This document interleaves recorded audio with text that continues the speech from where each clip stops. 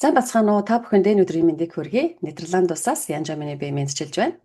Өнөөдөр Nomad Rise хамт олон та бүхэндээ олон улсын карьерийн стратеги хэрхэн хийх вэ талаар ярилцах болно. Юуны өмнө та бүхэн манай Nomad Rise Learning YouTube сувгийг дагаад бас цааш шеэр хийгээрэй. Бас манай Nomad Rise Facebook хуудсыг лайк хийгээ шеэр хийгээрэй.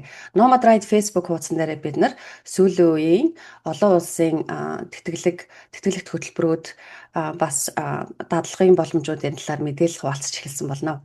Хэрв та бүхэнд асуулт байх юм бол манай nomadriseworld@gmail.com имэйл рүү холбогдорой. За өнөөдрийн гол сэдэв байна. Яагаад стратегтэйгээр олон улсад гараагаа эхлэх вэ гэж байгаа юм. Үүнийг бид нар яагаад ярьж эхэлсэн бэ гэхээр ерөнхийдөө бид нар голдуу урсгалаараа явцдаг. 10 жил дурсгалаараа ордог, их сургуульд ч урсгалаараа шалгалт өгөөд авсан хөтөлбөрөө сонгоод орчдөг. Сонгосныхаа дараа за ямар ажил хийх вэ? Эсвэл ахаад өөрчлөлөө магистр сурах уу гэд дандаа урсгалаараа төгснөхийн дараа ямар нэг зүйлийг хийснийхаа дараа бид нар ажил хайж эхэлдэг. Гэтэл түүнд бол стратегтэйгээр илүү яг сурахаасаа ч өмнө төгсөхөөсөө ч өмнө мөн суралцах явцдаа өөрийнхөө хүсэл эрмэлзэл зорилгоо зөв тодорхойлон стратегтэйгээ алхмуудхийн төгсөхдөө аль хэзээний ажлын байр нь бий болцсон байх боломжийг та бүхэнд өнөөдөр танилцуулах болно. Тэгэхээр өнөөдөр урсгалаараа явсаар төгснөхийн дараа ажил хайж эхлэх үү? Бид бүхний хүн болгоны тохиолдог зүйл эсвэл эсэргээрээ бүр сурахаасаа өмнө зөв хөтөлбөрөө сонгоод сурцах явцдаа зөв стратеги алхмууд хийснээр боломжууд нэгдэн тухайн боломжуудаас хамгийн өөрт харах хувилбараа сонгон ажлын карьераа олон улсад болон Монголд эхлүүлэх гэдэг сэдвээр явагдаж байна. За өнөөдөр юуны өмнө дэлхийн хөдөлмөрийн зах зээл бол хурдцтай өөрчлөгдөж байна. Энэ бол зөвхөн хиймэл оюун ба өглийн салбарын зүйл бол биш. Хиймэл оюунаас гадна компаниуд бол автоматжуулалт, AI, өглийн салбарыг бас хэрэгжилж байгаа ч гэсэн яг магистр, бакалавр, их сургуулийн хөтөлбөрүүд маань бас хурдцтай өөрчлөгдөх хэрэгтэй болсон. Өнөөдөр зөвхөн дипломтой байхад ажлын байр баталгаатай биш болсон. Энэ нь өөрөөр хэлбэл дэлхийн эдийн засгийн форм 2023 онд хийснээр 2030 он гэхэд ажлын байрны 40% нь өөрчлөгдсөн байна гэсэн. Тэгэхээр өнөөдөр бол яг үнийг хэлэхэд тэр тоо аль хэзээний явагдаад эхэлжээ. Өнөөдөр дэлхий дээр бас мөн энэ дээр ингээд жишээ сэлбэрүүдийг үзүүлэх юм бол маш их хэдийгээр автоматжуулалт, хиймэл оюун ухаан нэг хэрэгцээ өсөж байгаа ч гэсэн бас түүний нөлөөгөөр ажлын байрын тодорхой салбарууд эсвэл тодорхой ажлын байрууд өөр одоо автоматжуулалт робот руу алдагдж байгаа юм шиг боловч бас өөр шинээр ажлын байрууд бий болсоор байна. Жишээлбэл кибер аюулгын байдал. Өнөөдөр дэлхий дээр хэдэн сая энэ талын экспертүүд хэрэгтэй, энэ талаар сургацсан хүмүүс хэрэгтэй болсон байна. Мөн уур амьсгал ба ногоон технологийн хөгжил 2030 он гэхэд олон сая бас мэрэгчлэнүүд, цэвэр эрчим хүчний мэрэгчлэнүүд дэлхий дээр хэрэгцээтэй болсон байна. Тийм учраас бид нэр дээрэс нь мөн олон ажлын байрыг алсын зайнаас хийх бололцоотой тийм зүйлс ялангуяа коронавигоос хойш хүмүүс зайнаас ажиллах боломжууд бий болсон байна. Тэгээд эдгээр бүгдийг ингээ харахад бол зөвхөн нэг салбар гэхгүй бас салбар хоорондын нэгдмэл ур чадварч бас бүр хэрэгтэй. Зөвхөн нэг мэрэгжилтэй, зөвхөн нэг мэдлэгтэй байхаасаа гадна олон талын ерхий мэдлэгтэй, олон салбар хоорондын уялдааг авч чаддаг чадварууд ч бас хэрэгцээтэй болж байна. Тэгэхээр бид бүхэн өнөөдөр дэлхийн хөдөлмөрийн зах зээлд AI гарч ирлээ, роботууд гарч ирлээ, агентууд гарч ирлээ гэд айх биш. Харин эрт бодоод ямар салбаруудыг өнөөдөр автоматжуулалт алдах уу? Харин ямар ажлуудыг бид нар хийж болох уу гэдгээ харах юм бол боломж бүр бий болж байна гэсэн үг ээ. Ерөнхийдөө бид нар ингээ анзаарах юм бол 3 төрлийн төгсөгчд байна. Диплом горлогчд. За энэ бол Монголд ялангуяа анзаарэгдэж байгаа тийм Монголч гэлтгөө дэлхийд даяар хүртэл маш их хэмжээний төгсөгчд байдаг. Гэхдээ тэднээс тодорхой ердөө хувь нь л тухайн хэрвээ их сургууль эсвэл хөтөлбөр чанаргүй байх юм бол тухайн мэргэжлэр ажилд орж чаддаг. Тийм учраас олон улсад тухайн хөтөлбөрийн их сургуулийн чанаруудыг үзүүлдэг үзүүлэлтүүдийн нэг нь болохоор төгсөө тухайн мэргэжлэр ажиллаж буй мэргэжлүүдийн тоог хяндаг. Тэгэхээр бидний хувьд бол заримдаа яг ингээд ямар нэг сургуулийн их сургуулийн хөтөлбөрийг сонгож сурчаад дараад нь энэ чиглэл чинь би дургүй байсан байна. Дургүй юмдаа сурцсан байсан байна. Эсвэл энэ чиглэлээр сурах те ядангуяа жишээлбэл 90-ад оны үед бол маш их хэмжээгээр хууль эдийн засгаар сурж исэн. Төгсөө тэр тал дээр ажлын байрууд байхгүй байсан те. Гэтэл манай улсад бол уул уурхай, инженерчлэл, инновацийн талын инженерүүд те техникийн талын хүмүүс маш их хэрэгцээ байгаа. Ганцхан манай улсад гэлтгүү те. Тэгэхээр тэр тал дээр бас хүмүүс их хэрэгтэй байсан учраас одооноос бид нар бол диплом гуравлагч зөвхөн болохыг бодохгүй байх хэрэгтэй. Энэ бол бас гадаад сурах байгаа хүмүүс ч бас хамаарна. Гадаад сурна гэж зөвхөн нэг чиглэлээр суучдаг. Гэтэл тэр нь эрэлт хэрэгцээтэй мэрэгжил биш байх юм бол бас ажил хайхад хэцүү болно гэсэн үг. Хоёр дахь төрлийн төгсөгч нь болохоор ажил хайгч. Энэ бол буруу зүйл байхгүй. Яагаад тэгэхээр зарим хүмүүс тухайн мэрэгчлээ солих үүднээс те жишээлбэл би одоо юугаар инженерээр ажиллаад ерөөхдөө 20 жил болчлоо. Одоо цаашаага өөр салбар руу орё гэд тэрийгээ солих үүднээс магистрат ч юм уу өөр чиглэлээр хийж болно. Тэгээд өөр ажил хийж болно. Тэгэхээр бид нар бол заримдаа яг ажлаас нэг ажлын төрлөөс нөгөө ажлын төрөл рүү ингээд ажиллаа хайхын тулд сурж гинэ гэсэн үг. Гурав дахь төрлийн төгсөгчд нь бол үн цэн бүтээгчид.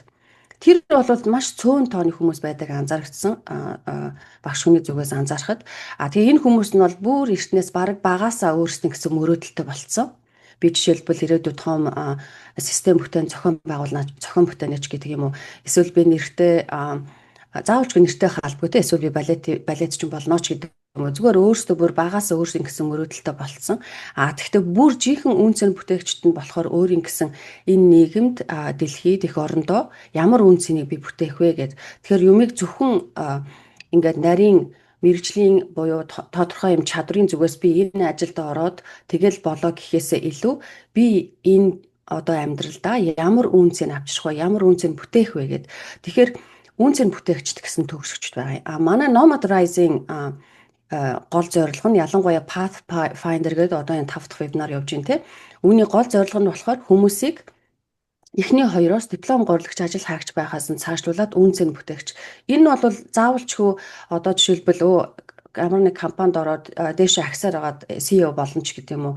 Тийм үү бол үг биш. Энэ бол яг өөрийн жинхэнэ сонирхол, өөрийн жинхэнэ авиас чадвар, тэгээд зах зээлд хэрэгтэй зүйл, нийгэмд хэрэгтэй зүйлээр тулгуурласан үн цэний бүтээдэг бий болгоно гэсэн. Тэгэхээр манай гол зорилго бол үн цэн бүтээгч байна. Тэгэхээр энэ бол мэдээж бидний зөвхөн инженер хэвээрээ байсан ч болно, эсвэл зүгээр малчин байсан ч болно те. Тэр аягүй чухал байх юм аа. За тэгээд ерөөхдөө ингээ анзаарах юм бол олон улсын карьер гэд анзаарахаар би одоо маш олон жил Голландд голдуу ажиллаж байна. Тэгээд олон улсын ихтэй хүмүүстэй голдуу төслүүдээр хамтарч ажилладаг. Тэгээ ингээ анзаарахаар олон улсын карьер гэхэр зөвхөн нэг диплом бол биш вэ тийм байна. Зөвхөн ямар нэг диплом авчиад тэгээд шууд ажилд ороод тэгээд цаашаа тэр нь урсаа явдаг. Яагаад тэгэхээр энэ нөгөө бид нар чи өөрийн эх орондоо жишээлбэл Монголдо диплом авчлаа гэхэд бидний танил хүрээ чинь өргөн байдаг. Яагаад тэгэхээр аав ээж, ах дүүс, найз нөхөд гээд цаанаасаа органикаараа танил хүрээ маш өндөр. Тиймээс за бараг л нөгөө ярьжсэн те цагаан сараар айл хэсэж явж байхдаа ахын дүүс дундаа ярьж байгаад ажиллаа олцдог ч юм уу те. Тийм боломжтой. Гэтэл гадаадад бид нарт тэр одоо далд сүлжээ танил хүрээ байхгүй учраас танил хүрээ их чухал болдог. Тэгэхээр диплом дээр нэмээд чадварыг голдуу одоо төсөл дээр бодит зүйл дээр ажиллаж иж бий болгоно тий. Тэгээд туршлагууд өөрөөр төслүүдээр ажиллаж иж туршлагууд хураана. За тэгээд дээрээс нь сая түрүүний хэлснээр танил хүрээ. Бид нар шиг хүмүүсийн хувьд Монголд маш олон танил хүрээтэй байсан болвол ялангуяа бакалавра хийлээ гэхэд жишээлбэл би програм хангамжийн чиглэлээр бакалавра хийлээ. Манай бакалаврын салбарынхан бол одоо Монгол дандаа тэргүүлэгч, дандаа инновац дээр ажиллаж байгаа төслүүдийн түүчилэгчд болцсон явж байгаа. Тэгэхээр миний танил хүрээ автоматар нөгөө бакалаврын төгсөгчдийн оюутнууд маань лидерүүд болцсон явчихж байгаа байхгүй. Тэгэхээр миний танил хүрээ тэр хэвээрээ байна гэсэн үг. Гэтэл би гадаадад ирэхэд ганцхан би тэгээд их сургуульд орлоо гэхэд манай ангийнхан тэгээд яг хамаагүй тийм жижиг байдаг учраас танил хүрээ өргөх маш чухал. Тэгэхээр бидний хувьд диплом, чадвар, туршлага, дээрээс нь танилын хүрээ. Тэгээд дээрээс нь нөлөөлөл ямар төрлийн одоо танилын хүрээгээс гадна ямар нэг төслүүд, ямар нэг одоо жишээлбэл одоо яг өнөөдрийнх шиг тийм вебинар ч юм уу, подкаст ч юм уу хийгээд хүмүүст яг нөлөөлөх хүргэж байдаг. Эсвэл ямар нэг нийтлэл бичээд ч юм уу, ном бичээд ч юм уу. Тэгээд дээрээс нь бид нар стратегтэй байх хэрэгтэй юм байна. Энийг бол яг өөрөө яг бусад олон улсад гарч байгаа судлаачтай зүгээр ажил мэргэжлэр ажиллаж байгаа хүмүүсийн адил яг стратеги өөрөө хүртэл би яг зөв тодорхойлохгүй баг нэг өнөөс энэ ажлын байранд та ирж гэж санал болохоор бодож байгаа. Тэгээд орчоо сүүлд нь энэ надад таарах байсан уу үгүй байсан уу гэдээ сүүлд нь бодож байгаа байхгүй.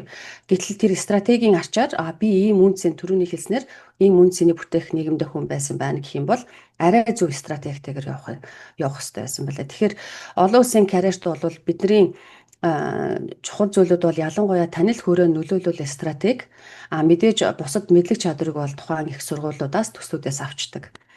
Тэгээд бид нар ерөөхдөө дэлхийн түвшний боломжийг бий болгоно. Тэгээд энэ дээр бас нэмээд нэг зүйл яг хэлчихэд бид нар олон улсад ингээд сураал ажлын байр хайгаад над дээр одоо маш олон оюутнууд одоо Европын улсуудад бакалавра дээрээс нь магистр авчаад ажил хайгаад ерөөсөө олдохгүй. Тэгээд ерөнхийн нэг алдааг нь анзаарахаар бид нар нөгөө энэ танил хүрээ нөлөөлөл стратеги дээрээ бас яг суул явцсан тийм. Жишээлбэл их сургууль дээрээ төгслийн ажиллаа хийхдээ яг нөгөө профессортойгоо аягүй сайн харилцаа одоо танилын хүрээ үүсгэж чадаагүй ч байт юм уу. Төгсөлтийн ажиллаа одоо компани дээр хийж байхдаа зөвхөн дескнийхаа ширээнийхээ ард сууж ажиллаа хийсээр байгаа л үр дүнгээ гаргасаар байгаад гэтэл нөгөө ажлынхаа хүмүүстэй хамт цаанд явж танилын хүрээ өргөтгөх ч юм уу. Тиймэрхүү энгийн мөртлөө чухал зүйлсийг бид нэр хийгээгүйгээс их сургуульд орохдоо ганцаараа орсон төгсөөд ердөө нэг 10 найзтай л болсон байдаг ч юм уу. Гэтэл тэр нь танилын нөгөө хүрээ нэтворк чинь чухал байж байгаа. Тэгэхээр энэ тал дээр бас дараад нь дэлгэрүүлээд ярих болно. Тэгээд ер нь өмнөх вебинар 4 дээр бас товч ярьсан. Ирээдүйд дараад нь бас арай дэлгэрэнгүйгээр энэ high demand skills дээр ингээд судалж байгаа бид нар бас вебинар хийх болно. Ерөнхийдөө 2026 оноос хойш энэ оноос хойш ямар төрлийн одоо ажлууд илүү ялангуяа ур чадрууд илүү шаардлагатай байна вэ гэхээр мэдээж AI та ер нь бол өнөөдөр бол ярьж байгаа тий AI хиймэл оюуныг ашигладаг хүн тухайн байгууллагт үлдэн ашиглахгүй бол ер нь тэгээ компаниуд баг халаад эхэлж байгаа. Мэдээж компаниуд хүн хэрэгцээтэй байгаа учраас хүмүүсийг ажилд авж байгаа. Гэхдээ ерөнхийдөө ингээ анзаархад AI ашиглаж гинүү ашиглахгүй байна уу хэр тэрний төлөө уян хатуу нээлттэй байна. Тэгэхээр AI нь тухайн хүнийг орлуулахаасаа илүү нөгөө ур чадвараар нь AI-аар өргөддөггүй болвол өөрийгөө орлуулчих чинь гэсэн үг. Тэгэхээр бид нэр энэ дээр бол AI, data science ялангуяа AI хэрэглэн дээрээ бол анхаарах хэрэгтэй. 90-ад оны үед компьютер англи хэл тэгээ компьютер гэхээр Word, Office хэрэгтэй шүү. Word, Excel сурах шиг бол маш их сургалтууд байдаг байсан тийм. Яг тэр шиг л өнөөдөр үед бол AI янз бүрийн хэрэглээнүүд гарч ирж байна тийм. Хэрэглээ талаасаа. Тэгээд түрүүний бас хэлснээр кибер аюулгүй байдал бол маш чухал болж байна. Яг тэгэхээр бүх зүйл одоо клауд дээр байна. Байгууллагуудын дата эдгээр заримдаа энийгээ сул байснаас хакеруудад алдаад маш их хэмжээний барьцаанд орох тохиолдлууд гадаадд маш их тохиолдож байна. Тэгэхээр манай Монголын хөвч ч гэсэн яг ийм Монголиа заримдаа ингээд дата алдах зүйлүүд бол байгаа. Тэгэхээр юу гэж юм гэхээр бид нар зөвхөн олон улс гарахын гэхээс өөрөө өөрсдийнхөө аюулгүй байдлаа иргэдийнхэн виртуал аюулгүй байдлыг хангахын үүднээс энэ дээр маш их хэмжээний мэргэжлүүд бий болох ёстой. За тэгээд мэдээж semiconductor, deep tech, тэгээд түрүүний хэлснээр climate tech, digital health гэх мэтчлэн эдгээр салбарууд бол чадрууд бол илүү хэрэгцээтэй болж байна. Тэгээд ер нь суралцах үеийнхэн стратегийг ингээ анзаархаар дор хаяж нэг мэргэжлийн дадлага ер нь хийж хэрэгтэй. Ингээ анзаархаар би жишээлбэл ямар оюутнууд доктор хөтөлбөртөө авч ийн гэхээр хоёр төр олон янзын CV-нүүд орж ирлээ гэж бодъё л да. Тэгэхэд нэг нь бол маш их хэмжээний онлайн юм даагцсан ч юм уу, онлайн курс хийсэн. Гэтэл бараг л 10-20 захим хичээл цууцсан. Гэтэл нэг нь яг төсөл дээр гардаж ажиллаад тэргээ бий болгоод тэгээ GitHub дээр хэвлэлчихсэн тийм нөгөө юу яатсан паблиш хийсэн. Одоо ч илүү програм хангамж хүмүүсийн хувьд ярьж байна тийм. Тэгэхээр ер нь бол ямар нэг зүйлийг бусад байгууллагуудад ч гэсэн ер нь харахаар дор хаяж нэг тийм мэргэжлийн дадлага хийчихсэн байвал ялангуяа ажилтнууд орох сонирхолтой хүмүүсийн хувьд энэ маш чухал байдаг. Ер нь тэгээд өөрсдөө мэргэжлийн мэдлэг чадвараа сайжруулахад ч гэсэн маш чухал. Тэгээд дээрэс нөгөө түрүүний миний хэлснээр нэгэн бодит тийм портфолио төсөлтөөр ажиллах хэрэгтэй тийм нөгөө компани дээр ажиллана бас өөрийн гэсэн яг одоо ямар чиглэлээр ямар үнцийг өгөх гэж байгаа тэрнтэйгээ холбоотой төслөө бас хийчихсэн байх хэрэгтэй. Тэгээд нэг олон нийтэд доор хаяж нээлттэй бүтээл ялангуяа PhD судалгаа хийх гэж байгаа хүмүүс бол мэдээж олон улсын нийтлэл бол чухал тий. Түүнийхээс гадна зас подкаст, за тэгээд илтгэл эдгээр дээр ном эдгээр дээр маш сайн анхаарах хэрэгтэй. Хамгийн сүүлд нь болохоор судалгааны хурал энэ бол голдуу за магистр оюутны хувьд жишээлбэл үргэлжлүүлээд PhD-гээ хийх гэж байгаа бол ямар нэг судалгааны хуралд оролцох хэрэгтэй.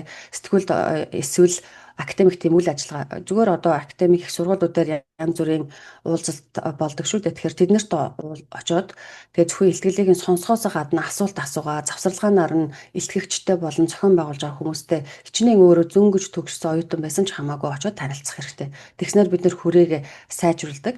Яагаад энэ сайн бэ гэхээр профессор болгон сайн оюутан хайж идэг. Сайн оюутан гэхээр зөвхөн техникийн тал дээр одоо мэдлэг чадвар нь сайн насаа гадна илүү идэвхтэй байх хэрэгтэй гэсэн үг.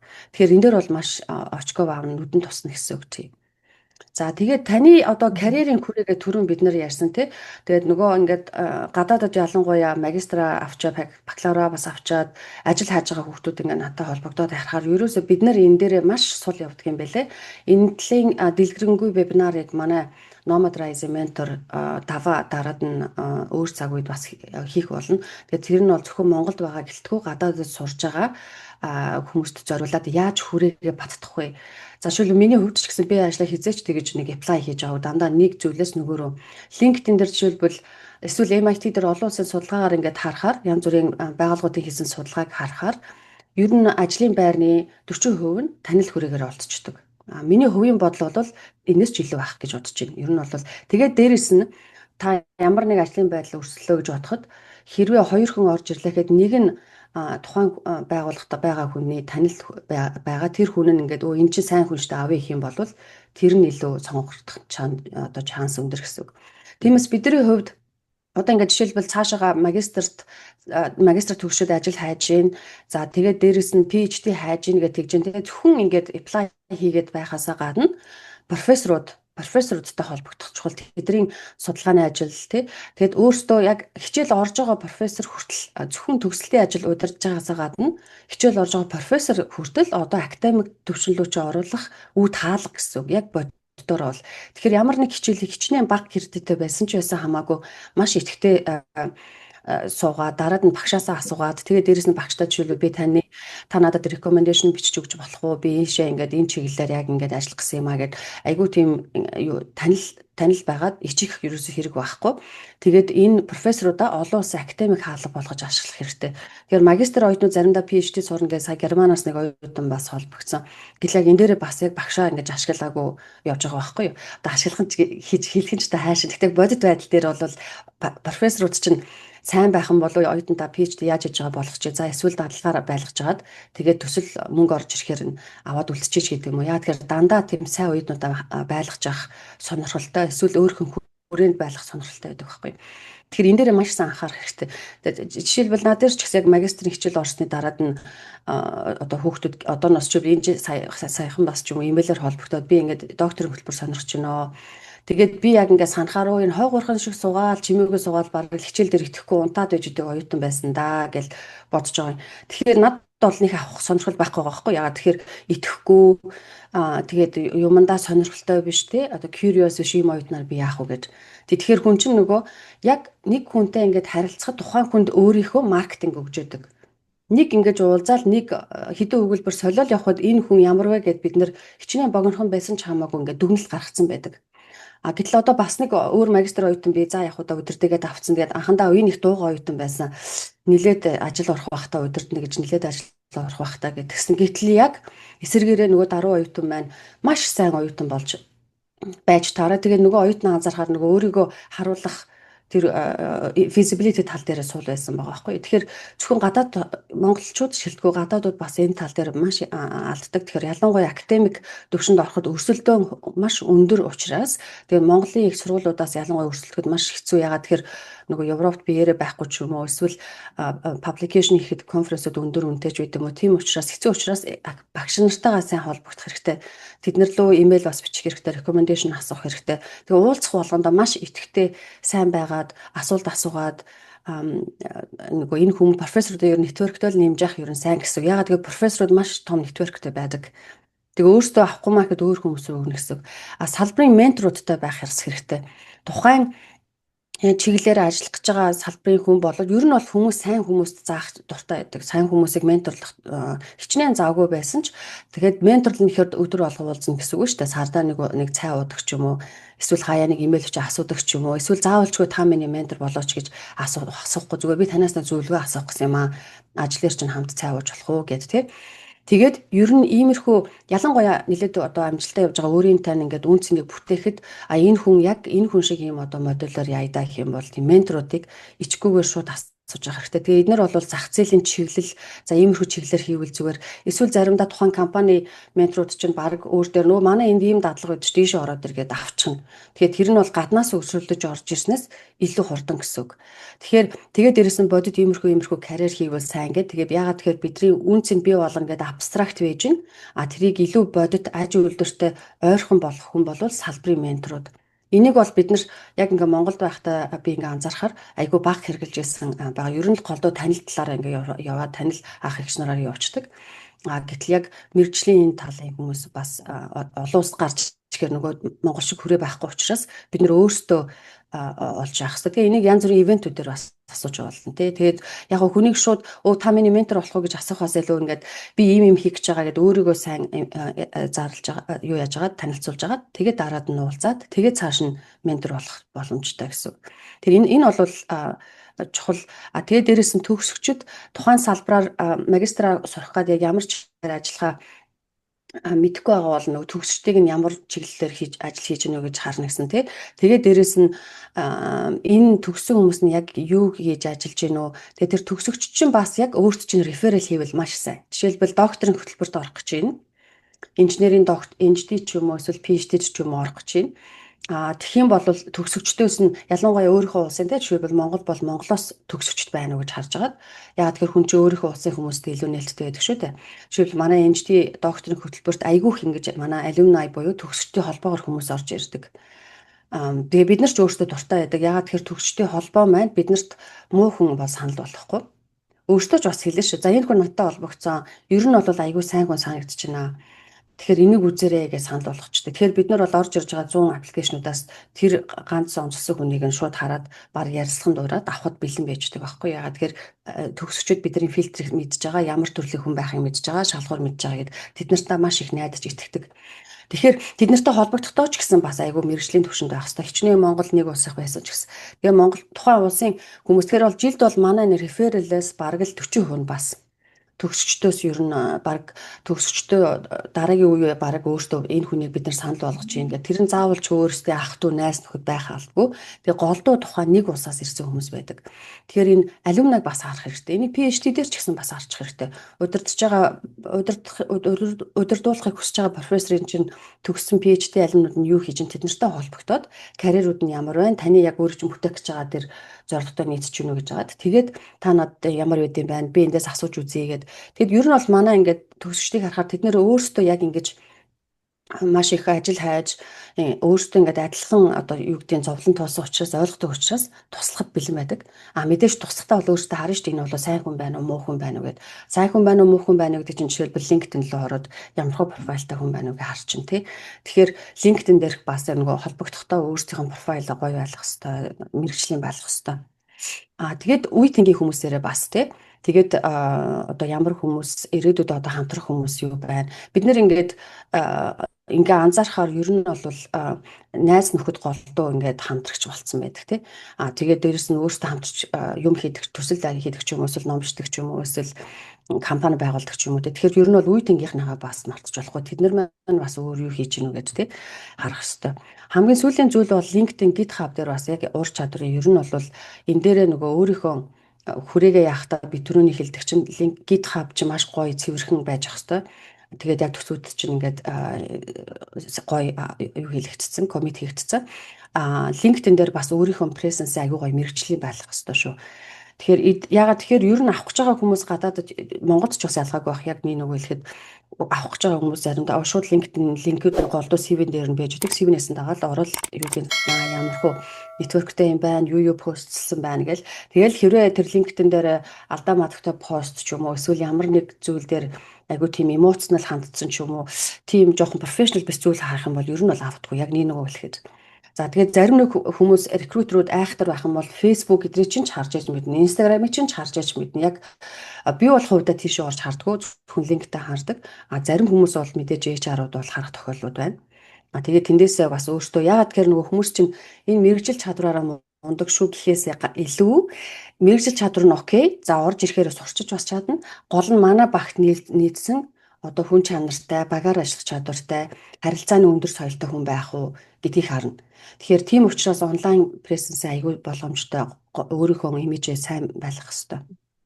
Тэгэхээр энэ дээр гадаад байгаа хүмүүс ялангуяа маш ингээд одоо тэгээд жишээлбэл гадаадд ирсэн хүмүүс ирээл яхад бол анх ирж орж ирээл техникийн хүмүүстэй шууд найз юм шиг харьцаал сайн байна уу? Бидний нэг давуу тал болвол за яг нэг болоод хятадтай харьцуулахад хятадаас маш их олон хүмүүс ирсэн зөндөө хятад ер нь хаасайгүй байдаг учраас Монгол ихээр голдуул анхны монгол нь ч юм уу эсвэл зөвхөн монгол байдаг учраас монголоос жижигхэн сүвнээрүүд авчирчаад монголын сүвнээрүүд авчирчаад тэгээд нөгөө ажлынхаа хүмүүст өө сайн байна уу? Би монголоос ирсэн.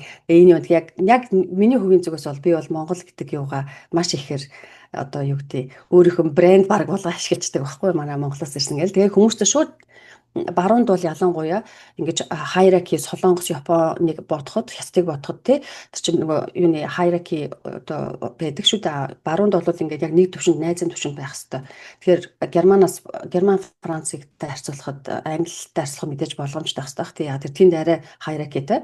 Гэтэл яг баруунд бол шууд ингээ хүмүүстэй яагаад тэгээ ажиллаж явах явцдаа одоо ингээ ажиллаж байгаа чинь за хэдэн жилийн дараа гэрээ чинь дуусна гэх юм бол нөгөө төрөний ярьсан үн цэнтэй. За би тэгвэл энэ төгснөө дараа яг юу хийх гэж байгаа вэ? За намайг юм хийхэд чинь юу одоо хэрэгтэй байна гэдээ бүр эртнээс бодоод тэгээд нөгөө карьерийн хооронд гэрээний дуусах төхөөрөл хайдаг хүн биш байхын тулд өөрөө нөгөө би орж ирсэн нэтворкөө маш сайн тэлж чадах хэвээр бас яг нөгөө үн цэнтэй болох хэрэгтэй. Тэгэхээр хүрээ гэдэг бол зөвхөн нэг танил тал байдаг. Монголд байдаг шиг бол танилтай бол талын чинэ гэдэг тэр мэдээж үнэн. Гэхдээ энэ бол яг хүний хэлэхэд бол боломж үүсгдэг экосистем. Тэгээ энэ дээр бас яг хүрээнд дээр юу гэхээр одоо ялбаа хүмүүстэй хамтрах жижигхэн төсөлч байна уу эсвэл нэг жижигхэн даалгавар дээр ч юм уу хамтрах юм бол маш сайн сэтгэлээсээ хийх хэрэгтэй. Сэтгэлээсээ сайн хийх юм бол ер нь хүн дандаа хамтрахыг хичээдэг эсвэл багтаа авахыг хичээдэг. Тэгээ тэр хүмүүс чинь эргээд янз бүрийн боломж гарвал өөр чинь санал болно. Эсвэл өөрөө чинь өөр төшөө орох гэх тэгэхээр реферал сайн хийж өгнө гэсэн үг. Тэгэхээр энэ дээр маш сайн анхаарах хэрэгтэй. Тэгээд дээрэс нь шинэ орсон байгууллагатай янз бүрийн одоо сайн дурын ажлууд байх ч юм уу тий. Одоо шинэ жилийн юм зохион байгуулах ч юм уу. Тиймэрхүү сайн дурын зүйлс дээр бол бас сайн идэвхтэй орох хэрэгтэй. Тэгээ хүмүүст ингээд ярилцах, хүмүүстэй танилцах, тийм зүйлс рүү идэвхтэй оролцоод өөрийн гэсэн боломжийнхоо экосистемийг бий болгоно гэсэн үг. Тэгээд энийгээ сайн хийсэн байхад баг ажлын хооронд хайх хэрэггүй баг автоматар тэгээд дээрэс нь өөрөө ингээд эмчилгээ явж байгаа учраас автоматар баг ингээд урагдаад явцдаг. Эсвэл өөрөө хүмүүстэй холбогдоод явцдаг. За харагдах байдлын visibility энэ дээр жишээлбэл би бас яг нэг нөгөө хэлэхэд өөрөө сүүлийн үед сурж байгаа. Ягаад тэгэхээр юма хийгээл яваад идэг, юма хийгээл чимиг хөгийн хийгээл бичгийн биччихэл тэгтээ ингээд нөх ингэж visibility байдгүй байсан бэлээ. Тэнийг юу гэсэн үг гэхээр LinkedIn дээр бид нар жишээлбэл энэ бол зөвхөн өөрийгөө одоо юу гэдэг сурталчлана гэсэн үг биш байхгүй. Энэ зөвхөн өөрийгөө бусдад таниулаад өөрийгөө ямар мэргэжлийн хүн бэ гэдгээ бусдад нээлттэй болгож гинэ л гэсэн үг. Бид нар чинь заримдаа би жишээлбэл нэг газар очиж ихтгэл тавьчаал за дараад нь яхад гэх хичмэрч юм шиг өөрийгөө рекламж байгаа юм шиг тэгээд байдаг байсан. Гэтэл яг бодит байдалд бол тэр бол өөрийгөө рекламж байгаа зүйл биш. Харин би чинь жишээлбэл энэ газар ийм ихтгэл ийм сэдвэр тавьсан. Тэгээд дээрэс нь дараад нь хүмүүс нь урддаг ч юм уу тий. Тэгэхээр нөгөө энэ оюуныхаа энэ ажлыг өөрийгөө таниулах зүйл гэсэн үг. Тэгэхээр тэн дээр бид нар бол жоохон нэг Аз хүмүүс болооч ч илүү Монгол хүмүүс болооч ч илүү жоохон даруухан байгаад гэдэг өөртөө ил болохгүй гэдэг тий. Ялангуяа манай инженерийн салбарын. Тэгэхээр энэ дээр бид нар бол ерөөсөө ичих юм байхгүй LinkedIn дээр янз бүрийн хурал цуглаанд өөрөгдөж оролцдог ч юм уу, ихтгэл тавьдаг ч юм уу, эсвэл өөрөө нэг жоохон workshop зохиодог ч юм уу. Ичих юм байхгүй шууд пост хийгээд хүмүүсээ таглаад тэгээд өөрийнхөө ингээ мэрэгжлийн юугаа идэвхтэй сайн танилцуулах хэрэгтэй. Тэгээд дээрэс нь нөгөө судалгаа нийтлэл дээр те энэ дээр бас нөгөө зөвхөн ингээд репорт бичиж хайчих биш болж игэл конференц журнал юун дээр сайн бичиж явах хэрэгтэй тий. Тэгээ блог бас бичвэл сайн мэрэгжлийн одоо бичрээ гол нь ингэж харуулж ийн гэсэн үг тий. Тэгээд хамгийн сүүлийнх нь болохоор ихтгэл портфолио энэ дээр нөгөө түрүүний ярьснаар тий ихтгэл конференс янз бүрийн вебинар тэгээ ер нь жижиг мэжиг гэж бодох юм байхгүй альва газар өргөх юм бол очиж онлайн байсан ч хамаагүй ихтгэл тавьчаад тэгээ тэрийгэ бусад харуулад тэгээ ямар байсан гэдгийг нэгээд тэгэд ер нь бол энийг ингээ visibility-гээ хийхдээ нөгөө өөрийнхөө үн цэнэ бодож байгаад бас яг тэр үднээсээ хийвэл зүгээр заримдаа нэг хүмүүс яах аргагүй нөгөө өөрсдөө рекламдах гэдэг байна ч гэн хоосон рекламдах гэдэг байна гэдээ харагдаж байна. Тэ яа тэгэхээр заримдаа нөгөө тэр чин хитрхи ингээ хоосон өөрийгөө магтаад байвал зарим хүмүүс багтаа энэ хитрхи эго центрик буюу зөвхөн өөрийгөө боддог хүн байна гэд авахгүй болчих бас талтай. Тийм учраас арай болгоомжтойгоор арай нөгөө бодож жогоод яг өөрийн миний мэрэгжлийн юу болж ур чадвар юу байна имиж юу байна тэрийг яг зөвөр харуулах хэрэгтэй. Тэгэхээр энэ бол маш юу гэдэг чухал гэдгийг сүлд ойлгосон. Тэгээ та бүхнийг бас сураасаа гэж бодож байна. Ажил дээр ч гэсэн бас зөндөө юм хийчихэд тэрийгэ жишээлбэл нөгөө тэнхмийн хурал мурал ч юм уу тийм болтон шууд би энэ дээр ихтгэл тавьчих. Энэ ажлынхаа дүгнэлтээ багийнхантайгаа хуваалцаад жишээлбэл байгууллагууд өөрийн гэсэн working groupтэй байдаг те working group гэдэг нь ямар нэг асуудал дээр хэсэг хүмүүс ажиллаад дараад нь үр дүнгээ тавьчихдаг. Жишээлбэл миний хувьд маш олон working group дээр ажиллаад үр дүнгуудыг маш амжилттай болсон ч тэрийг ерөөсөө дарга нартаа дээшээгээ бүр том дарга нартаа тайлгнаагүй явцсан байгаа байхгүй. Тэгээ одоо ингээ бодохоор тэрийгэ тэнхимдээ тавиад бусд хүмүүст бас яг үр дүнгээ ягаад бас зөвхөн өөрийгөө таниулахаас гадна бас фидбек авах те инх байсан юм шүү тех байсан юм шүү гэд бодох хэрэгтэй байсан байлээ.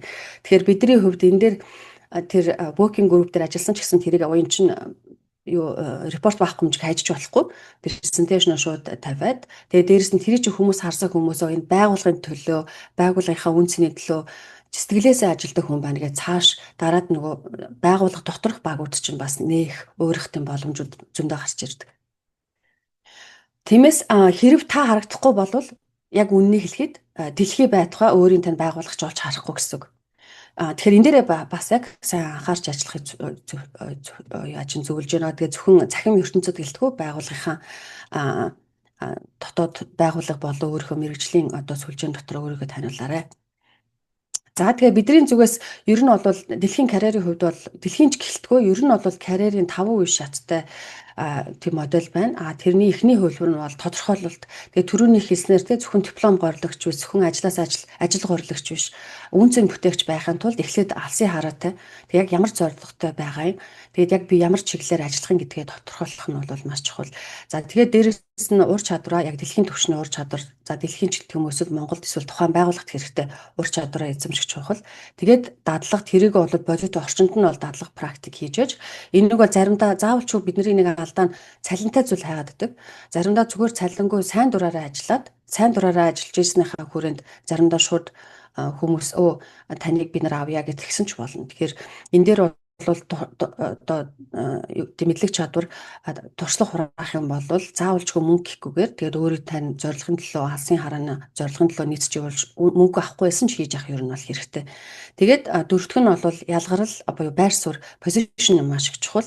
Тэр нь бол түрүүний миний хэлснээр visibility те. Ер нь бол яг яаж өөр мэрэгжлийн түвшинд харагдаж байна уу? Тэгээд өөрийн цан нэр хүнд ер нь бол юу байна? Тэгээд таны өөрийн чинь хувийн брэнд ер нь юу вэ? Тэгэхээр энийг би жишээлбэл яг өөрийнхөө мэрэгжлийн хүрээнд бол зөвхөн өөрийн жижигхэн community дотор л ингээл тал газар явах гээд байсан болохоос биш яг нөгөө өөрийнхөө үнцэнтэй холбоотой юмд хүрээгүй гэдэг энэ дээр сүүлийн үед бол анхаарч эхэлж байгаа. Тэгэхээр та нар ч гэсэн бас яг одооноос сайн анхаарч эхлээрэй. 5 дахь алхам нь болохоор хэрэгжүүлэлт. Тэгээд тэн дээр бол карьераа эхлүүлнэ. Тэгээд дээрээс нь шууд алхмаар урагш нь явна гэсэн. Тэгээ энэ нь бол заавалчгүй төрөний хийснээр тушаал хийх албагүй гол нь өгж байгаа үн цэний чинь л тухайн нийгмийн асуудлыг шийдэж байгаа үн цэн чинь хувь нэмэр оруулна гэсэн үг. За тэгээд дэлхийн карьерийн бол яг 5 алхам байна. Төрөөнийхээ бол ингээд үе шаттай 5 үе шаттай гэсэн. Тэгээд энэ дотор нь яг ямар алхмууд хийх вэ гэхээр эхнийх дээр нь бол clarity буюу бид нар бол ингээд голдуу нэг зэрэгээс нөгөө зэрэг рүү нэг зорилгоос нөгөө зорилго юу гэдэг биш нэг төслөөс нөгөө төсөл рүү яваад байдаг. Гэтэл яг миний хувийн зорилго, миний хувийн үнц нэгэ тэр зорилгоо тодорхойлох чухал. Мэдээж тэр нь бол өөрчлөж болно. Эсвэл зорилготой хүрчих юм бол ахаад цааш нь өөр зорилго руу хүрч болно тий. Өөр зүйлүүд бас тодорхойлж болно. Сүүлийн үед хүмүүс AI гарч байгаа юм чи ямар хамаарсаа жижиг ягаад нэг урт хугацаанд өөртөө харах хэрэггүй энэ төр тэгээд тэр бол миний хувийн зүгээс бол буруу зүйл. Ягаад тэгэхээр хүн яг угаасаа байглаасаа ямар нэг зүйл ингээд тодорхой бас байгаад байх юм бол anxiety үүсчихэд, тэ стресстэй байж идэг. Тийм учраас ямар нэг зүйл тодорхой зорилготой байсны ачаар ялангуяа энэ AI хөгжиж байгаа, automation, робот хөгжиж байгаа үед бол өөрийн гэсэн зорилготой байх юм бол тэднээс нэг айхан байхгүй. Харин ч эсэргээр би AI-ыг энэ зорилгынхаа үнэлэхийн төлөө яаж ашиглах вэ гэгээд тэгээ илүү үр дүнтэй нөгөөдхөө стратегитэйгээр ашиглаад явна гэсэн үг. Хоёр дахь нь болохоор ур чадвар. Тэгэхээр ямар ур чадвар тэгэхээр энэ зөвхөн дэлхийд гэлтгөө мэдээж Монголдо ирж хэрэгцээтэй тийм чиглэлээр сонгох уу гэдэг. Тэгээд тэр нь бол зөвхөн ганц ур чадвар байх албагүй олон төрлийн ур чадвар байх хэрэгтэй. Сүүлийн үед бол зөвхөн техникийн ур чадвараас гадна хүнтэй ажиллах чадвар, багаар ажиллах чадвар, тэгээ ерөнхий ингээд мэдлэг энэ нар маш чухал гэж ярьж байгаа. Тэгээд бодит орчинд ур чадвараа нотлох төрөний хэлснээр тэгээд болвол хүрээ харагдах байдлаа маш сайн бий болох хэрэгтэй. Яг нөгөө хэлэхэд бол ажил өөрөө энэ дээр сайн ажилласан байх юм бол ер нь бол нэг apply хийгээд хайгаад байх зовлон бол нэг гарахгүй гэж боддог хувьдаа. Тэгээд сүүлийнх нь стратегтэйгээр нөгөө юм зорилгоудаа хийгээд бүх зүйлсээ болцоод стратегтэйгээр өргөдлөө гаргаад тэгээд явна гэсэн үг чи. За тэгээд өнөөдрийн вебинарын маань төгсрөө сүүлийн юунд ирж байна, даалгаварт ирж байна. За энэ дээр юу гэж юу гэхээр та нар маань зорилгоо бичээрэй. Нэг хуудастай хаана ямар төвшин би ер нь ямар үнцэн бүтээх юм. Тэгээ заавалчгүй маш том юм байх албагүй. Жижиг нэг жилийн ч зорилго гэж болно. Яг энэ жилийн хугацаанд шил би хаана би ямар төвшөнд юу хийгээ явж байгаа юм. Зүгээр яг хувийнхаа зүгээс бодож жагаад тэгээ тэрийг заавалчгүй ажилтайгаа холбохгүйсэн ч болно ажилтайгаа. Одоо шибэл миний энэ Nomad Rise Pathfinder гэдэг энэ хийж байгаа бол миний мэрэгжлийн яг өдөр тутмын ажилтай болох холбоотой зүйл биш. Зүгээр нөгөө үнцэн нөгөө зорилгын ярьсан тий. Миний үнцэн зорилго болохоор Монголынхаа залуучуудыг дэлхийн төвшөнд хүрсэн мэрэгчлэнт болоход нэмэр үзүүлэх өөрийнхөө Nomad Rise багийн хамт тий.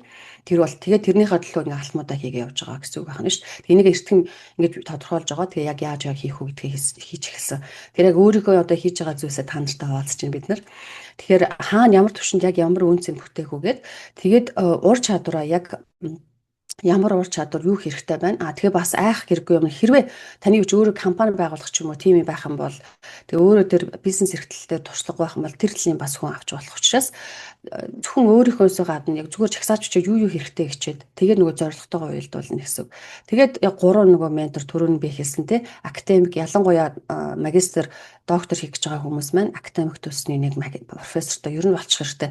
Заавалжгүй гаднаас ментор хайгаад байх хэрэггүй. Яагаад тэгэхээр өнөө цагт манай Монголд зөндөө профессорууд олон улсад доктор хийгээд ирсэн. Яг нөгөө хэлэхэд Монголыг гадаадтай холбож байгаа гүрүүд болцсон байж байгаа. Өөрийн профессортой танил талтай болцсон.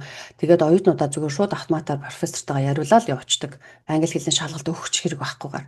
Тэгэхээр ер нь болвол МΟИС, ШүТ, Сүдэ аж ахуйн сургууль гээд ялангуяа том их сургуулиудад профессорууд нь бол олон улсын түвшинд өөрсдийн гэсэн танил хүрээтэй байдаг учраас тэднээс бол Монгол гэж бодохгүйгээр шууд холбоо яриад тэгээд ментор болгочих хэрэгтэй. Тэгээд бас тухайн нөгөө салбарын ямар мэргэжлэр ажиллах чинь тэр салбарын төрөний хэлсэнтэй аж үйлдвэрийн ялангуяа хэрвээ аж үйлдвэрт ажиллах сонирхолтой хүмүүс байх юм бол эсвэл нөгөө өөрийн гэсэн компани бий болох, өөрийн гэсэн бизнес эрхлэх сонирхолтой хүмүүс бол яг тэр чиглэлээр яаж байгаа хүмүүсийг ментор болох хэрэгтэй.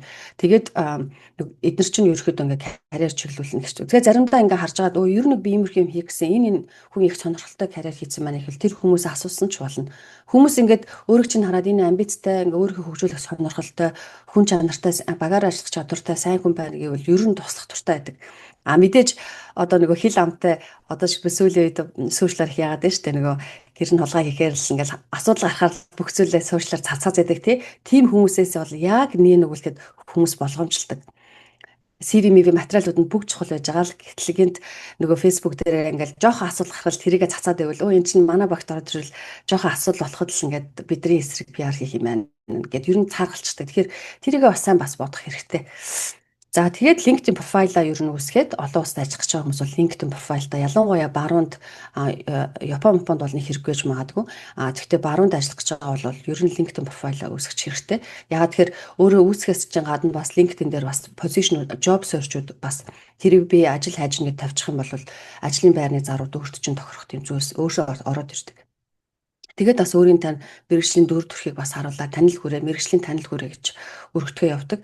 Би ийшээ бол ердөө сүүлийн 1 жилээс л анхаарах гал эхэлж байгаа яг үнэ хэлэхэд сайн сайжраг байгаа. Гэхдээ ер нь энэ дээрээ сайжрах хэрэгтэй гэдгээ өөр бас мэдсэн. Тэгээд айгүй хожуу ухаарсан алдаа учраас та нарт хэлээ. Бас манай нэг найз профессор дэлхийн одоо шилдэг 5-д ордог нэлээд том профессор найз бас надад хэлсэн л дээ. Бараг шүүмжлэнгөө янзаа чи ингээ зөндөө их төсөөл тэгээ бас зөндөө их зүйл бусд хүмүүст үнгүй хийж өгөөд яваад ах юм. Цаг зав ингээд яахан бас тэрнийхээ оронд адаглаад нэг гэсэн пост өөрхөн талаар хийсэн зүйлээ ингээд LinkedIn дээр биччихжээ. Бичсэн артикл чинь байвал Twitter дээр одоо X дээр ч юм уу LinkedIn дээр ч юм уу яачжээ. Миний жишээлбэл ингээд одоо ишлэл татж байгаа зүйл өсөж байгаа шалтгаан би жишээлбэл X дээр ингээд өөрийн дагагч нартай зарим нөгөө комьюнити судалгааны комьюнитууд зарим платформ дээр илүү активтэй байд юм байна л да. Тэгэхээр тэрийг нь харж агаад тэгээ тэн дээр нь чи жишээлбэл өөрийнхөө ажлуудаа бас ингээд сайн ингээд гаргаж явах хэрэгтэй гэдээ бараг л шүүмжлэн зөвлөгөө өгсөн багхгүй. Тэгээ би тэрийг сонсчоод нэрээ маш зөв зөвлөгөө байна гэдэг. Тэгээ та нартай бас хуваалцаад тэгээд энэ дээр бас анхаараарай гэж хэлж байгаа шүү. За тэгээд хамгийн сүүлийнх нь болохоор ер нь бол альва зүйл өөрийн гэсэн юуны сэтгэл судлаачлалын тийм судалгаа хийхдээ юу гэхээр ямар нэг ингээд зүйлийг хийн гэсэн төлөвлөгөөтэй байх юм бол тэр бол амжилтанд хүрэх шанс нь 40% нэмэгдчихдэг гэдэг. Өөрөөр хэлбэл та нэг гоё зорилготой байгаад идэг. Тэгээд ямар ч тийм төлөвлөгөө байхгүй бол ер нь тэр чинь хоосон мөрөл болоод үлдэнэ гэсэн үг.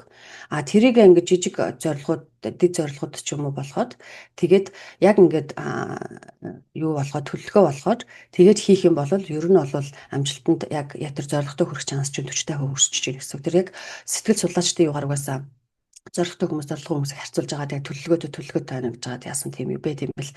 Тийм учраас манай энэ Nomad Rise-ийн бас энийг хийж байгаа шалтгаан нь хэдийгээр Монголд гадагшин зуршлах байгууллагууд зөндөө байгаа ч гэсэн бидний хувьд гол ялгаа нь бол зөвхөн та нарын үүднээс бол юм хийх гэхээс илүү та нарыг нөгөө сурах сайжрах боломжийг чинь өндөр болгоод юуг нь хүслийтэй одоо ихсгээд тэгээд дээрэс нь зөвлөгөөнүүдийг өгнө гэсэн. Тэгэхээр та бүхэн маань 30 хоногийн дотор ер нь би яг юу хийх ингээд те тодорхой болгочих хэрэгтэй. Яг ямар дадлага, хаана судалгаа юу хийх ингээд төлөвлөчих хэрэгтэй.